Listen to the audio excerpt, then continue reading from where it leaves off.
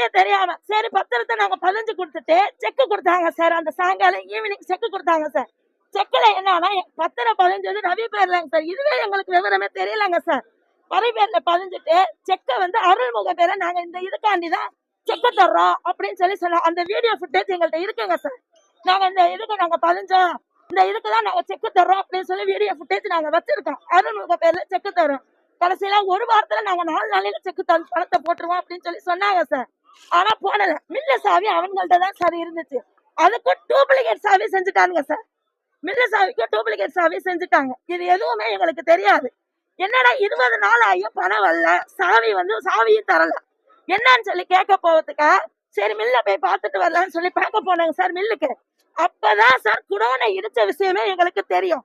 அப்ப எங்க அண்ணன் போய் கேட்டாங்க சார். அந்த லோகநாதன் ஒரு புரோக்கர் இருக்காருங்க சார் அந்த ஊர்ல.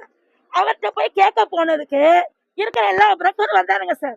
கேட்க போனதுக்கு கேட்டுட்டு 1 மணி நேரம் பேசிட்டு வந்துட்டாங்க சார்.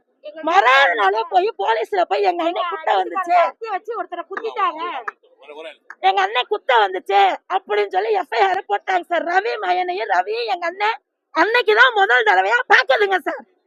இத குத்த வந்துச்சு, கொலை பண்ண வந்துச்சு அப்படின்னு சொல்லி போலீஸ்காரவங்க எஃப்ஐஆர் போட்டு வச்சுட்டாங்க சார் எங்க அண்ணன் மேல. இதெல்லாம் ராம்ஜி நகர் ஸ்டேஷனுக்கு போறப்பெல்லாம் எங்க அண்ணன் மேல எஃப்ஐஆர்